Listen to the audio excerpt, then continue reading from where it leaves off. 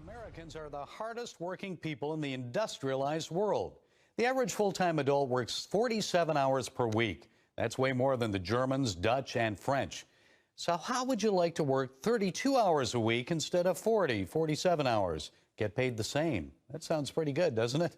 Well, a company in New Zealand tried it, and they found that worker productivity actually went up. Some companies are testing a 4-day work week to see if it makes employees more productive. A New Zealand estate planning company had more than 240 workers try a 4-day work week, 32-hour work week. In less than 2 months, the employees maintained job performance levels but reported having less stress and a 24% improvement in their work-life balance. Several large companies in the U.S., such as Deloitte, KPMG, and Ryan, already offer 4-day work weeks. I grew up in San Antonio, Texas, and one of the largest employers there is USAA, the banking institution. And what they decided long ago was that 4 days would be good, and then do 10, 11 hours a day, and that way people would spend less time commuting back and forth. And for banking, some people would work Monday through Thursday, some people would work Tuesday through Saturday. And then it makes it a job that everybody wants. Right, yeah, exactly. This is how retail works, right? You have retail workers who work 4-day weeks. That doesn't mean that Uniqlo is only open 4 days that week. It means that they stagger the work. Have they found anything?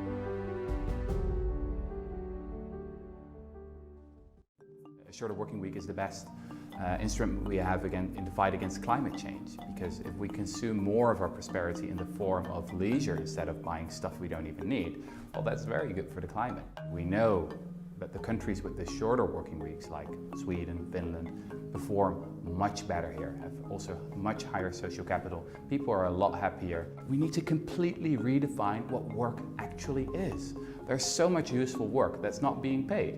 Volunteers work, caring for our kids, caring for our elderly, doesn't add to GDP, but if all the volunteers will go on strike, we'd be in trouble.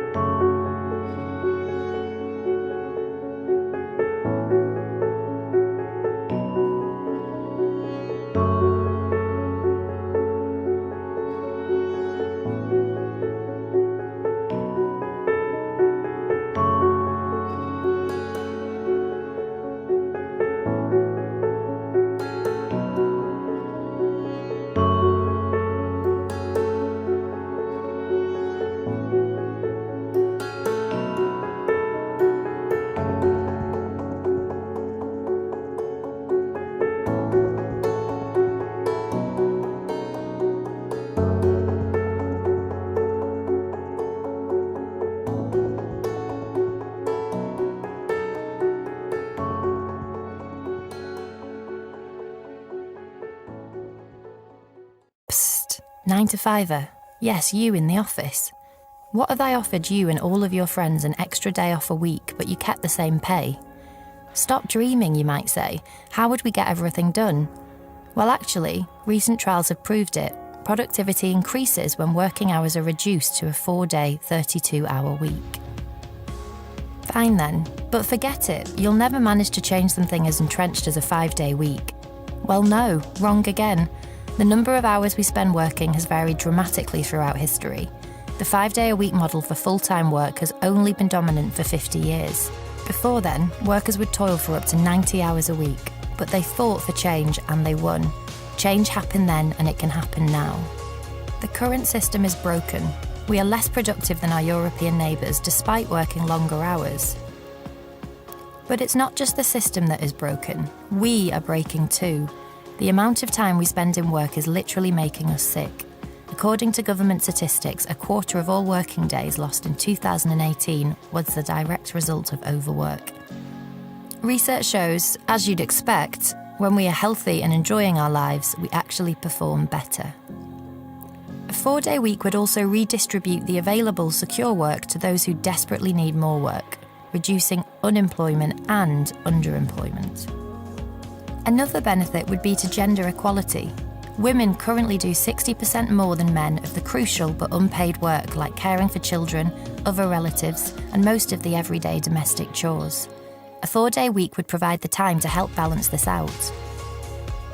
We want to change the culture of work. We want a society where health and well-being come first. We want to work to live rather than live to work. This change can begin now.